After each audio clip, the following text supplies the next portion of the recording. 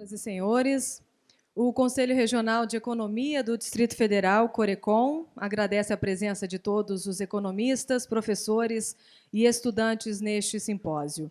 Pedimos que mantenham seus celulares desligados ou em modo silencioso. O tema deste evento é Desenvolvimentos recentes da teoria macroeconômica. Serão 2 dias voltados para analisar de forma ampla o atual cenário político-econômico que o país vive, com palestras e debates de professores e economistas renomados. De acordo com a nossa programação, no primeiro dia haverá 5 mesas de debates sobre a macroeconomia estruturalista do desenvolvimento, estruturalismo e o novo desenvolvimento, revisão do novo consenso macroeconômico, a macroeconomia novo keynesiana e os modelos de equilíbrio geral estocástico dinâmico, os modelos de ciclos reais de negócios e a macroeconomia keynesiano estruturalista. Já o segundo dia será dedicado a uma mesa de debate sobre os desafios da política econômica brasileira, com economistas renomados, além de um almoço-palestra por adesão com Luiz Fernando de Paula, economista e professor da Universidade Estadual do Rio de Janeiro. Neste momento, temos a honra de convidar as autoridades que irão compor a mesa da sessão de abertura neste simpósio. Carlos Eduardo de Freitas, presidente do Conselho Regional de Economia do Distrito Federal.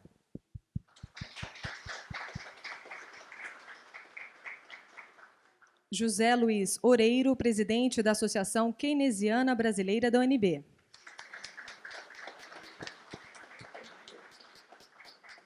Adriana Amado, chefe do Departamento de Economia da Universidade de Brasília.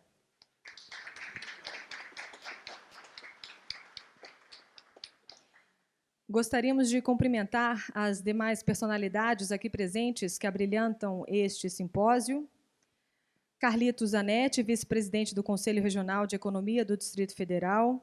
José Arimateia Soares de Oliveira, vice-presidente de Fiscalização, Ética e Disciplina do Conselho Regional de Contabilidade do Distrito Federal. Carlos Mussi, diretor do Escritório da Comissão Econômica para a América Latina e o Caribe, CEPAL, no Brasil. Bento Félix, chefe do Departamento de Economia da UPS. Jorge Henrique de Moura Cunha, chefe do Departamento de Economia da Universidade Católica. E Getúlio Pernambuco, consultor legislativo da Câmara Legislativa do Distrito Federal. Pedimos a todos que se levantem para a execução do hino nacional brasileiro.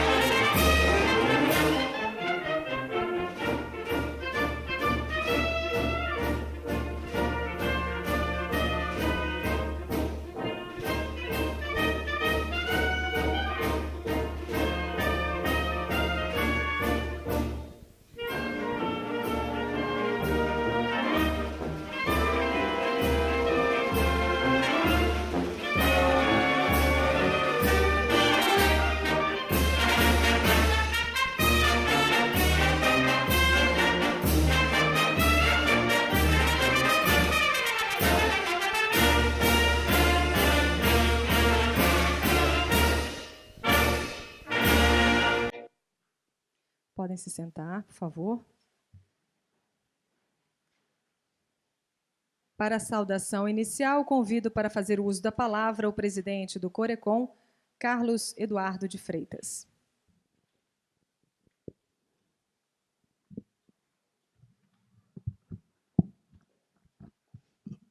primeiro lugar, queria saudar o professor José Luiz Oreiro, presidente da Associação Keynesiana Brasileira, e professora Adriana Amado, chefe do Departamento de Economia da UNB. Demais autoridades, colegas, amigos, economistas e pessoas de áreas afins interessados nas questões econômicas. Eu vou ser breve, porque nós já estamos em cima do horário para começar a primeira mesa e nós estamos interessados justamente no que os nossos convidados vão falar. Professor José Luiz Oreiro, professor Nelson Marconi, professor Luiz Fernando de Paula, professor Roberto Ellery e o meu amigo de longa data, colega de mestrado, professor Joaquim Andrade. Especialmente queria fazer uma referência à vinda do professor Gabriel Porcílio de Santiago, economista da CEPAL, mas estudou no Brasil, conhece bem a economia brasileira. É uma honra tê-lo aqui, nos visitando, vindo de longe. Mas, além disso, eu queria sublinhar que é com grande orgulho e uma grande alegria que eu vejo o Conselho Regional de Economia do Distrito Federal em tão boa companhia, em primeiro lugar, com a Universidade de Brasília, a Associação Keynesiana Brasileira, com economistas ilustres, economistas de referência no cenário nacional, podendo organizar este simpósio. Que esse simpósio é uma produção do Conselho, quer dizer, que patrocinou os custos financeiros. Agora, a ideia germinal, a organização do debate, das mesas, das pessoas, professor, devemos ao professor Oreiro, uma coisa muito rica, a participação dos professores, a professora Adriana, o apoio, vamos dizer, incondicional desde a primeira hora, de ceder o espaço, isso foi fundamental. Portanto, eu queria sublinhar mais uma vez, na qualidade de um economista dos registros mais baixos do Conselho Regional de Economia, um economista antigo, e atualmente conselheiro, e exercendo a presidência do Conselho, poder organizar isso, poder ver o Conselho cumprindo o papel mais importante que ele tem, o papel mais fundamental, que é o trabalho em conjunto com a academia para o desenvolvimento da ciência econômica, o debate dos problemas econômicos, dos enigmas que nos afligem, que afligem a sociedade. É, portanto, com muito orgulho, muita alegria, que eu dou por iniciado esse conclave, esse debate. Perguntaria se os meus colegas de mesa queriam fazer dar alguma palavra. Professor Oreiro, por favor.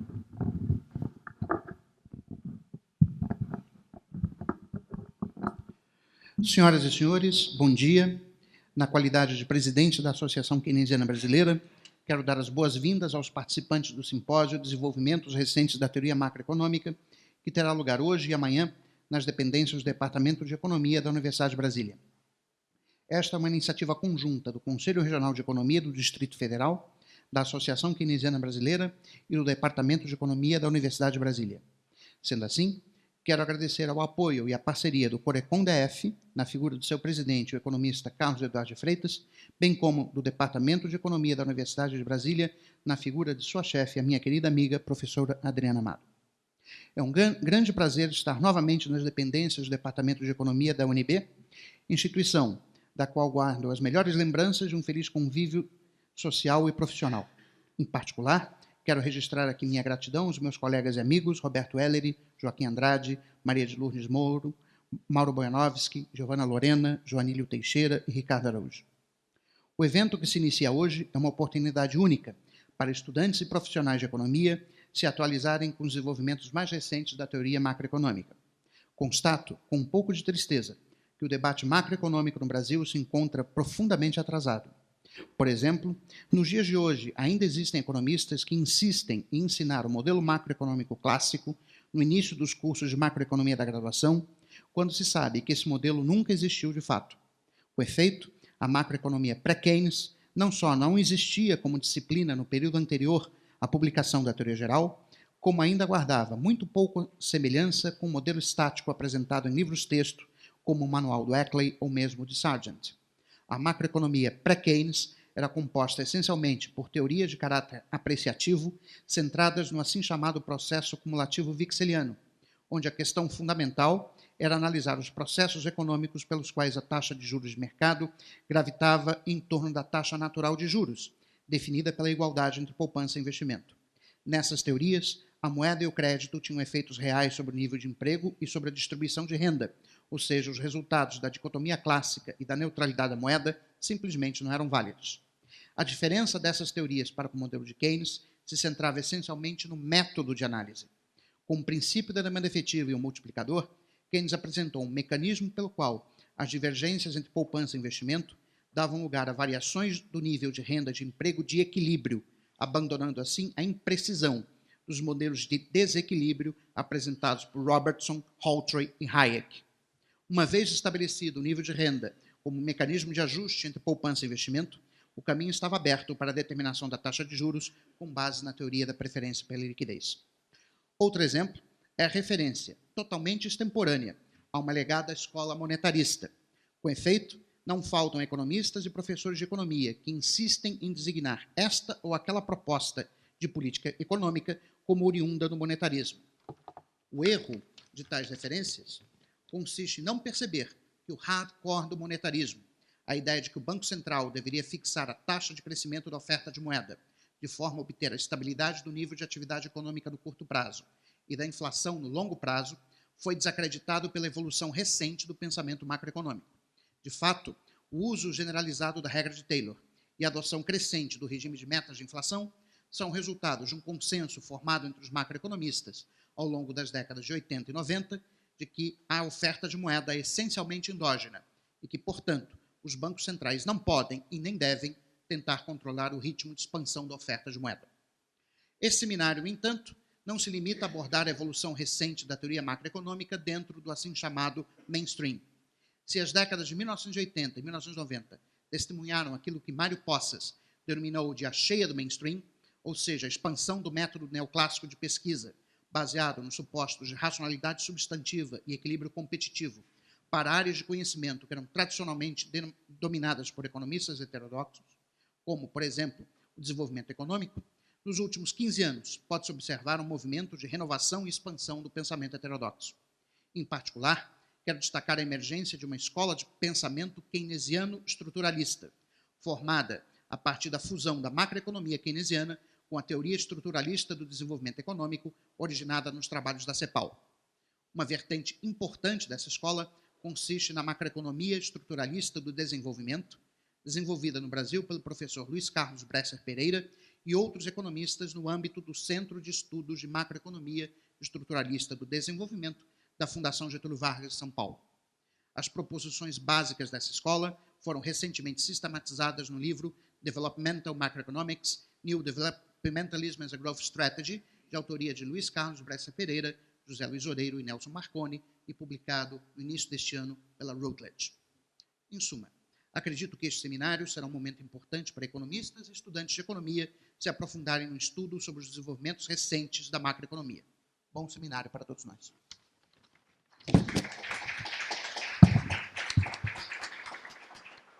Professor Adriano.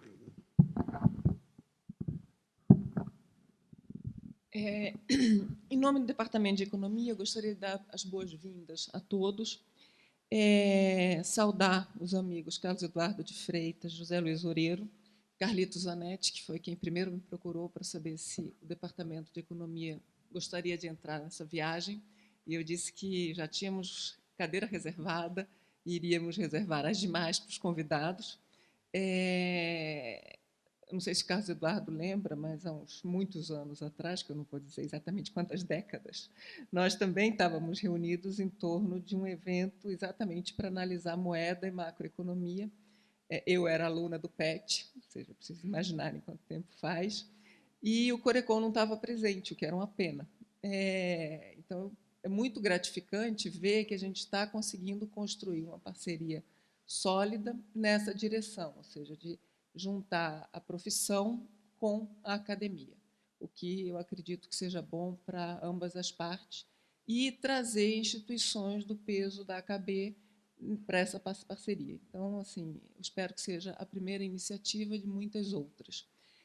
Gostaria muito de externalizar a minha felicidade de ter grandes amigos aqui, como Luiz Fernando, Nelson Marconi, o Gabriel, que a gente precisa fazer algumas coisas assim para tê-lo conosco novamente. Então, assim, eu acho que a gente vai ter 2 dias extremamente profícuos e agradáveis. Então, gostaria só de desejar a vocês um bom encontro e agradecer a presença de todos.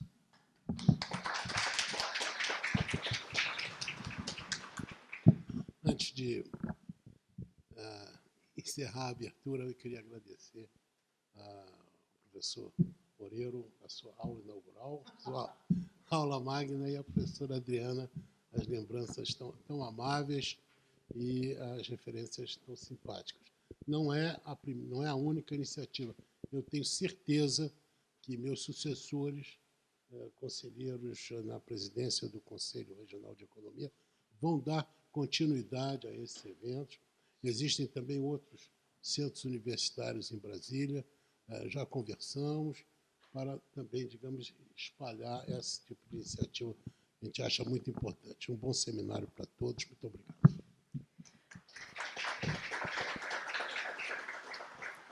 Nós agradecemos as palavras, então, dos senhores que compuseram a mesa de abertura deste simpósio. Pedimos que as autoridades sentem-se na primeira fila da plateia, então, para darmos continuidade ao nosso evento. Senhoras e senhores, daremos início à primeira mesa de debates, cujo tema é a macroeconomia estruturalista do desenvolvimento, estruturalismo e o novo desenvolvimentismo. Para coordenar esta primeira mesa, convidamos o economista, pesquisador do CNPq e professor da Universidade Estadual do Rio de Janeiro, Luiz Fernando de Paula.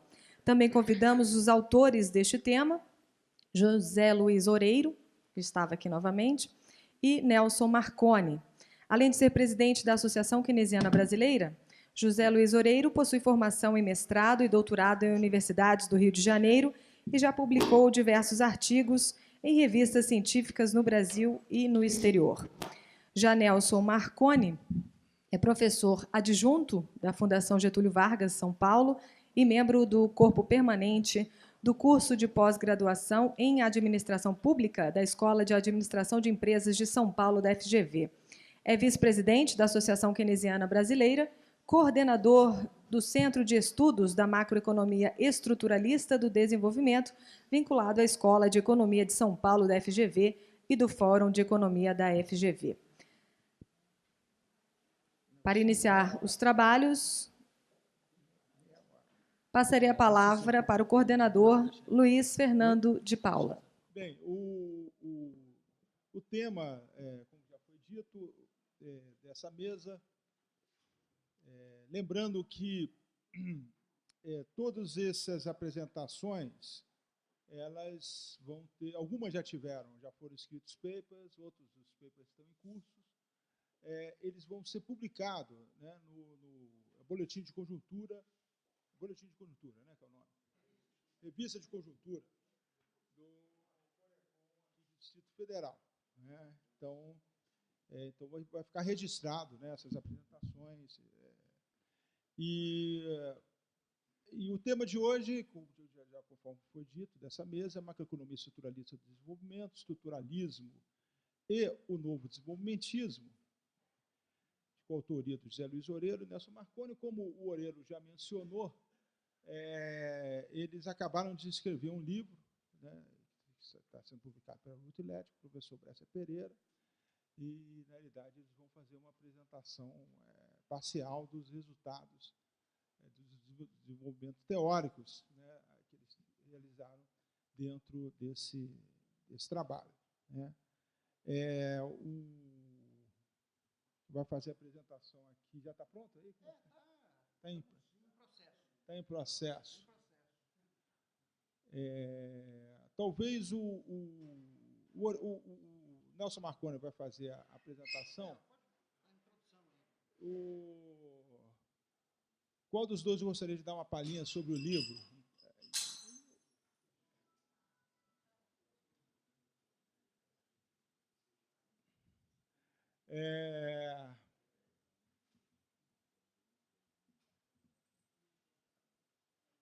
Quem é que gostaria de falar sobre o livro enquanto isso?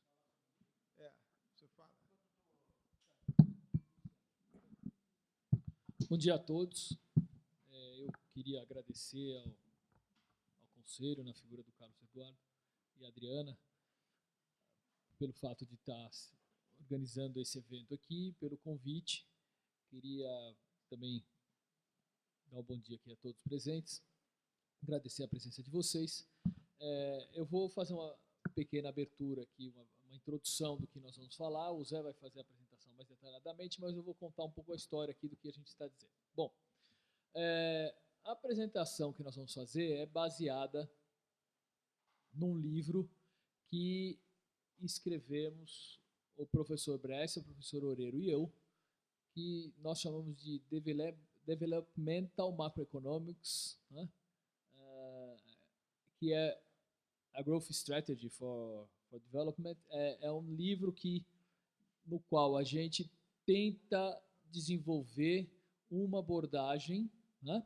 A gente desenvolve uma abordagem um pouco diferente da macroeconomia, porque a gente, além de... A nossa primeira preocupação nesse livro seria desenvolver uma teoria que fosse aplicável também ao processo de desenvolvimento econômico. Uma teoria macroeconômica que não fosse apenas aplicável ao curto prazo, que a gente ficasse pensando em termos de política monetária fiscal, muito aplicada só ao controle de inflação, emprego, tal, tudo mais, né?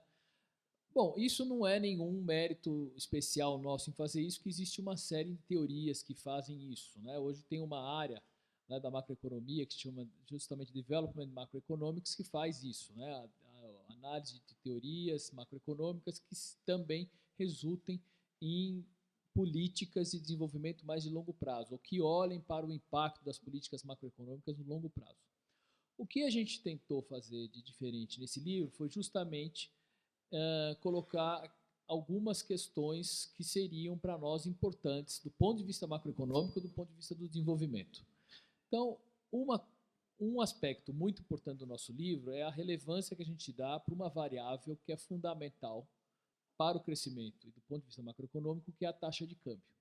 Então, o Zé vai explicar isso para vocês, né? Qual é o impacto que a administração da taxa de câmbio, né, tem sobre o processo de desenvolvimento econômico e como é que a gente faz política macroeconômica para poder controlar essa variável. Lógico que ela não é a única variável importante nesse processo, mas a gente busca dar uma relevância para ela que é maior do que a gente encontra em outros modelos, né? Como a gente também intitula essa teoria de macroeconomia estruturalista do desenvolvimento, o próprio nome está dizendo que o estruturalismo é importante para nós nessa teoria. Então, a gente também traz, né, para a teoria uma abordagem estruturalista que ela se desenvolveu, lógico, na América Latina desde o início do século, mais propriamente desde o final dos anos 30, né? Mas a gente também dá uma roupagem nova para essa abordagem, moderniza, né? Pensando num cenário econômico que hoje é diferente daquela época, onde você tem economias inseridas num contexto de comércio internacional, economias mais abertas, né? E economias onde a gente tem uma interação maior entre os países e que a gente não pode mais pensar num modelo de economia fechada, né? E que a realidade, logicamente, é muito diferente daquele período. Mas a gente estava o tempo inteiro preocupado com uma coisa: a estrutura produtiva faz a diferença, né? E essa questão da estrutura produtiva,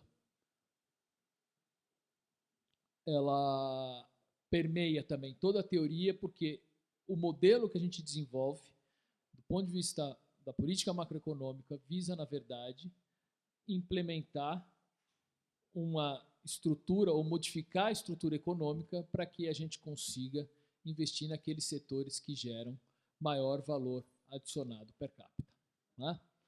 Então, ela é uma macroeconomia do desenvolvimento, porque ela está preocupada com políticas macroeconômicas que levam ao desenvolvimento econômico. Ela é estruturalista porque nós estamos preocupados com a estrutura produtiva, né? A gente sabe que o que você produz importa para o crescimento. E ela é do desenvolvimento porque são políticas macroeconômicas que estão aplicadas ao longo prazo. E tem uma variável-chave nesse modelo, né? que é a taxa de câmbio. Lógico que ela sozinha não vai resolver todas as nossas questões, todos os nossos problemas macroeconômicos nossos e dos nossos países também de renda média, mas ela é uma variável fundamental junto com as outras políticas monetária, fiscal. Né? E é uma teoria que o Zé vai explicar também, que ela é muito aplicável aos países de renda média. Né? São os países que estão em processo de desenvolvimento, não são nem países desenvolvidos, onde tudo isso que a gente vai contar aqui, eles já passaram por essa etapa, e nem em países que estão ainda num processo muito inicial de desenvolvimento. São países que estão no estágio intermediário, como o Brasil, né? País que tem nível de renda parecido, uma estrutura produtiva mais ou menos similar. Então, tentando fazer o catching up. Ok? Então é isso, a introdução é essa. Está pronto, né? Nós vamos dar início, então, à exposição sobre a macroeconomia estruturalista do desenvolvimento, do novo desenvolvimentismo. O Nelson já fez uma contextualização preliminar. Né?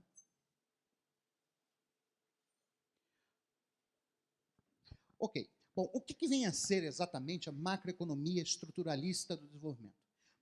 Para início de conversa, trata-se de uma teoria macroeconômica, que ela resulta da junção do pensamento keynesiano, né, mas não do pensamento keynesiano que a gente está acostumado, que é lá o multiplicador. Né? Na verdade, trata-se dos modelos de crescimento de inspiração keynesiana desenvolvidos majoritariamente na Universidade de Cambridge, na Inglaterra, a partir da década de 50, e que teve uma série de desdobramentos, incluindo os modelos de crescimento com restrição de balanços de pagamentos, desenvolvidos no final da década de 70 pelo Anthony Tyrrell. Mas todos esses modelos são modelos de crescimento, de inspiração keynesiana, na medida que a demanda agregada é o motor do crescimento de longo prazo. Mas, então, é a junção desse pensamento keynesiano com o estruturalismo latino-americano. Tá? Só uma curiosidade interessante, o Nicholas Caldor, que certamente foi o maior autor pós-keynesiano, após a morte do Keynes, obviamente, ele trabalhou alguns anos na CEPAL. Né? Então, uma parte do pensamento keynesiano, em termos de modelos de crescimento e desenvolvimento econômico, tem uma inspiração que é claramente cepalina. Né? Então, é a teoria macro que resulta da junção do pensamento keynesiano com o estruturalismo latino-americano, a qual tem como postulado fundamental a tese de que o crescimento de longo prazo das economias capitalistas é determinado pelo ritmo de expansão da demanda agregada, que, atenção, que é sustentável do ponto de vista do equilíbrio do balanço de pagamentos. Ou seja, para keynesianos, a restrição ao crescimento de longo prazo não vem do lado da oferta da economia, por uma razão simples. Os assim chamados fatores de produção, capital e trabalho, eles podem, a elasticidade deles com respeito à demanda agregada é muito elevada no longo prazo. Por exemplo, vamos pegar o capital. O estoque de capital que a economia possui num determinado momento do tempo é o resultado de decisões passadas de investimento. E o investimento, os empresários investem, basicamente para atender a demanda. Então, na medida que os empresários têm uma expectativa de crescimento da demanda no futuro, eles investem e isso aumenta o estoque de capital. Então, o estoque de capital que a economia possui hoje é resultado de decisões passadas de investimento que dependeram das expectativas de crescimento da demanda que os empresários tinham no passado. Mesmo a força de trabalho, né, ela é bastante elástica a médio e longo prazo com respeito ao crescimento da demanda. Tá? Imagine, se eu tenho uma economia que está crescendo muito fortemente, a taxa de participação, né, que é a força de trabalho na população economicamente ativa, ela pode responder a um estímulo de demanda na medida que, crescendo os salários, uma parte das pessoas que haviam optado por permanecer fora da força de trabalho reagem a esse estímulo entrando na força de trabalho e, com isso, dando elasticidade à oferta de trabalho. Por fim, o próprio ritmo de progresso tecnológico, ele responde à demanda, por uma razão muito simples. A maior parte do progresso tecnológico está embutido em novas máquinas e equipamentos. Isso significa que, para que o progresso técnico seja incorporado na economia, é necessário que ocorra investimento. E o investimento responde às expectativas de demanda dos empresários. Então, no longo prazo, esse é um argumento que o Caldor faz num dos seus textos, dos anos 70. No longo prazo, tanto a disponibilidade de fatores de produção como o progresso técnico respondem à demanda. Então, não são as condições de oferta que limitam o crescimento de longo prazo, mas sim as condições de demanda. Agora, isso não quer dizer que o crescimento não tenha fatores que o limitem. O limitante fundamental do crescimento de longo prazo, na visão keynesiana, vai ser a restrição de balanços de pagamentos, principalmente para aqueles países que não possuem a moeda de reserva internacional, né? Ou seja, para todos aqueles países que não emitem dólar. Okay? Então, o postulado fundamental dessa teoria é que o crescimento de longo prazo das economias capitalistas é determinado pelo ritmo de expansão da demanda agregada, que é sustentável do ponto de vista do balanço de pagamentos, principalmente no caso dos países em desenvolvimento, os quais não possuem moeda conversível. Bom, agora, para determinar o ritmo de expansão da demanda agregada, que é sustentável do ponto de vista do equilíbrio do balanço de pagamentos, a estrutura produtiva vai ser extremamente importante. E é aí que tem o lado cepalino, o lado estruturalista da teoria. Né? Se a gente voltar lá ao pensamento estruturalista latino-americano, uma das teses do pensamento cepalino é de que as economias primárias exportadoras teriam uma capacidade pequena de crescimento. Né? Por quê? Basicamente, porque os produtos primários têm uma baixa elasticidade de renda de exportações, e significa que, na medida que a economia mundial cresce, as exportações de produtos primários tendem a crescer menos do que proporcionalmente.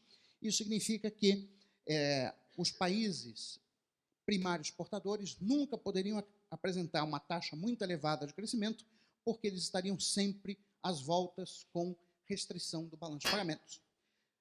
Para eliminar essa restrição de balanço de pagamentos, seria necessário, portanto, você fazer uma mudança na estrutura produtiva, ou seja, seria necessário industrializar o país.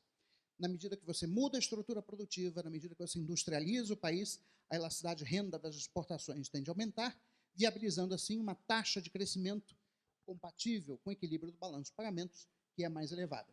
Então, uma outra tese fundamental da macroeconomia estruturalista do desenvolvimento é que a estrutura produtiva importa. Parafraseando Gabriel Palma, não é verdade que seja irrelevante se o país produz microchips ou se ele produz a estrutura produtiva importa, porque é a estrutura produtiva que vai condicionar a elasticidade de renda das exportações e também das importações e, portanto, vai nos dizer qual é a taxa de crescimento que é compatível com a expansão, com a restrição do balanço de pagamentos.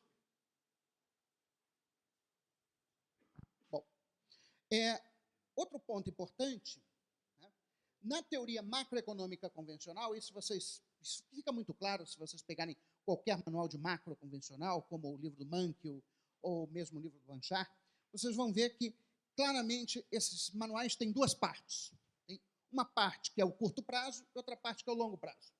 Então, no curto prazo é quando vale a economia keynesiana, tirando um ou outro manual, como o do Barro, mas, em geral, os manuais americanos fazem essa divisão. No curto prazo, o nível de produção é determinado pela demanda agregada, então, quando você quer expandir a produção, vale você fazer uma política fiscal expansionista, porque a produção responde às variações da demanda. No longo prazo é tudo o contrário. Ou seja, no longo prazo, se você fizer uma expansão fiscal, isso reduz a poupança, ao reduzir a poupança, reduz a acumulação de capital e, portanto, no longo prazo você tem que fazer tudo o contrário que você faz no curto. Ou seja, uma divisão um pouco esquizofrênica, né? Mas ela reflete, vamos dizer assim, a existência de duas visões diferentes sobre como funciona a economia. Então, no curto prazo, valeria a teoria keynesiana, no longo prazo, valeria a teoria neoclássica. Isso significa que a política macroeconômica não tem nada a ver com crescimento. A política macroeconômica, na visão tradicional, né, seu objetivo está relacionado com a estabilização dos ciclos econômicos. Ou seja, você, na visão tradicional, você tem uma decomposição entre ciclo e tendência. A tendência de longo prazo seria determinada pela acumulação de fatores de produção e pelo progresso tecnológico e analisada pelos modelos de crescimento neoclássicos, como o do Solow ou a nova teoria do crescimento endógeno. No curto prazo, você tem as flutuações em torno dessa tendência. Essas flutuações são explicadas por choques de demanda.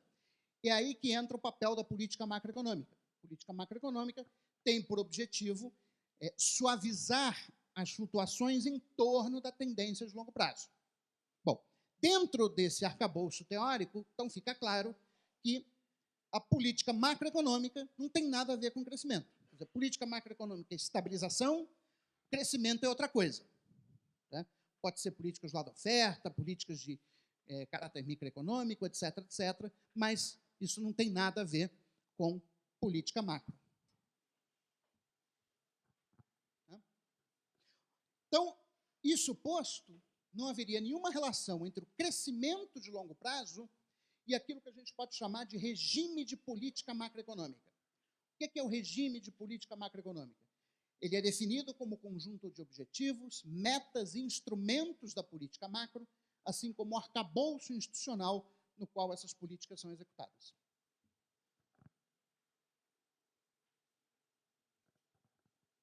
Portanto, o papel da macroeconomia, da política macroeconômica, se resume à suavização das flutuações cíclicas em torno da tendência de crescimento de longo prazo, que é determinada pelas condições de oferta, bem como a obtenção de uma taxa de inflação baixa e estável. E um pouco o novo consenso macroeconômico que o Luiz Fernando vai falar na mesa seguinte. Ok. Bom, o problema com essa abordagem convencional é que ela possui uma série de problemas de natureza empírica. Eu vou passar rapidamente por esses problemas, mas um problema é a própria possibilidade de você fazer uma decomposição entre ciclo e tendência. Quer dizer, a macro convencional supõe que o ciclo e a tendência são coisas separáveis, analiticamente. Eu posso analisar a tendência com uma teoria e as flutuações com outra teoria. Elas são separáveis. Bom, o problema é que, empiricamente, isso não se observa. Quer dizer, se vocês pegarem a série de tempo, né, de qualquer variável macroeconômica, seja PIB, consumo, investimento, etc., vocês vão ver que essas séries de tempo elas têm raiz unitária. Né? Se elas têm raiz unitária, isso significa que os choques que você dá sobre essa série, mesmo que sejam choques temporários, têm efeito permanente. E, portanto, você não consegue separar ciclo de tendência. Qual é a implicação teórica da existência de raiz unitária das séries macroeconômicas? A implicação teórica é a seguinte. Tá? A implicação teórica é de que o componente cíclico da atividade econômica, que é tradicionalmente relegado ao curto prazo, passa a ter efeitos de longo prazo. É como se nós tivéssemos o seguinte: os ciclos que a teoria tradicional supõe que são independentes da tendência, na verdade, eles moldam a própria tendência de longo prazo. É aquilo que o Michael Kalecki, certa vez, disse, que o longo prazo nada mais é do que uma sucessão de curtos prazos. Então, isso significa que a intensidade das flutuações cíclicas vai determinar o próprio componente de tendência de crescimento da economia no longo prazo. Se isso é verdade, então eu não consigo mais separar ciclo e tendência e, portanto, eu não consigo mais dizer que a macroeconomia está restrita à análise das flutuações cíclicas e a teoria do desenvolvimento está restrita a tendências de longo prazo. Eu não consigo mais fazer esse tipo de separação. Se eu não consigo mais fazer esse tipo de separação, então eu justifico a existência de uma macroeconomia do desenvolvimento. Por quê? O regime de política macro vai ser um dos condicionantes, não vou dizer que seja o único, mas vai ser um dos condicionantes da tendência de crescimento de longo prazo das economias capitalistas.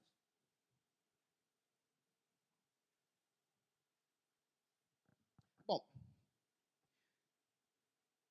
voltando aqui à questão da restrição ao desenvolvimento. Né? para a macroeconomia estruturalista do desenvolvimento, o grande entrave ao crescimento de longo prazo não vai vir do lado da oferta, como eu já tinha mencionado para vocês, mas vai advir da sobrevalorização da taxa de câmbio. Nós vamos ver na sequência que as economias de renda média, elas têm uma série de dispositivos que fazem com que a taxa de câmbio tenda a ser cronicamente sobreapreciada. A gente poderia dizer que isso tem uma certa relação com aquilo que na literatura mais convencional se chama de armadilha da renda média. Ou seja, os países... Ou seja, a ideia da armadilha da renda média é o seguinte, a ideia de que é relativamente fácil você iniciar um processo de desenvolvimento, mas a partir de um certo nível de renda, né, intermediário, começa a ficar cada vez mais difícil para o país continuar o seu processo de desenvolvimento. Razão pela qual muitos países que começaram nos anos 50 e 60 a fazer o catching up com respeito aos países envolvidos, em algum momento do tempo, como foi o caso do Brasil, interromperam esse processo. Né? O Brasil interrompeu nos anos 80, a Espanha interrompeu no final da década de 70. Eles são países que fizeram uma industrialização muito bem sucedida, até um determinado ponto, mas chegou a um determinado nível de renda relativa com respeito aos Estados Unidos e aos demais países desenvolvidos, que esse processo de catching up se interrompe. Tá? Essa é a armadilha da renda média. A macroeconomia estruturalista do desenvolvimento propõe uma resposta do porquê da armadilha da renda média. A armadilha da renda média é o resultado de mecanismos que estão no DNA das economias em desenvolvimento, que faz com que você tenha uma tendência crônica à sobrevalorização da taxa de câmbio. Bom, mas vamos falar um pouquinho aqui dos fundamentos teóricos dessa nova escola de pensamento. Eu tinha mencionado para vocês no início da minha apresentação que a macroeconomia estruturalista do desenvolvimento tem como um dos seus pilares a macroeconomia keynesiana, mas não a de curto prazo, e sim os modelos de crescimento de inspiração keynesiana. E um modelo muito importante nessa tradição é o da Lei de Tyrrell, de 1979. O que diz o Tyrrell, o Anthony Tyrrell? Bom, o Anthony Tyrrell constrói um modelo de crescimento muito simples, né, em que o seu resultado fundamental é a chamada Lei de Tyrrell, que é aquela equaçãozinha ali.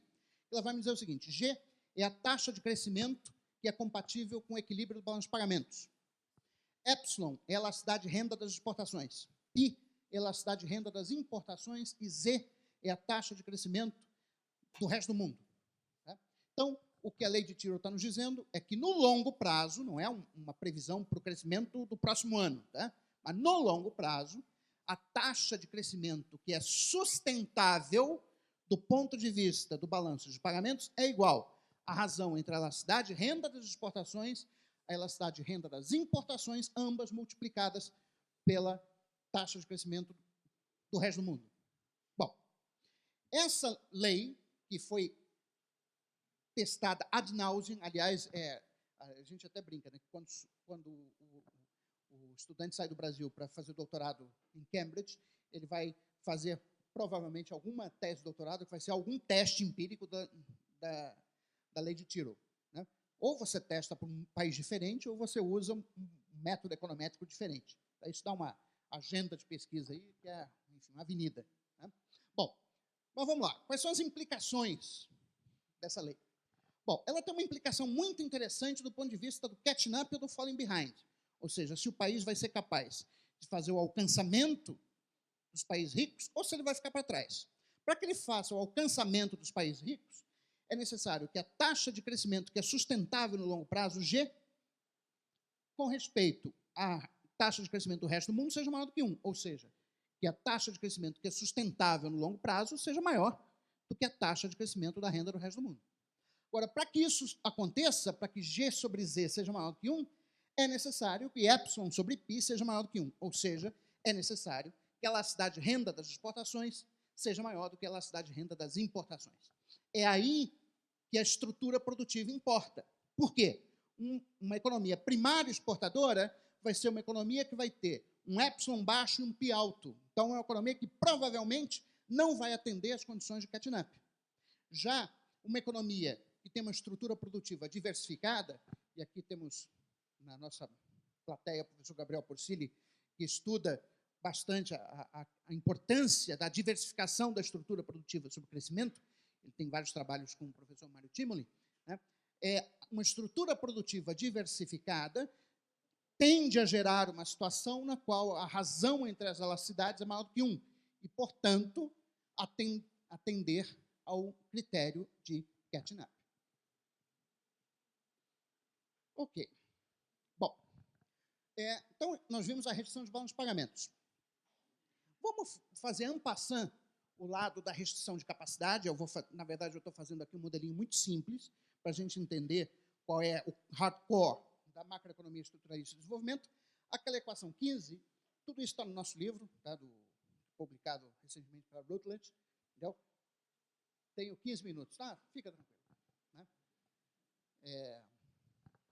Ok, mas a equação 15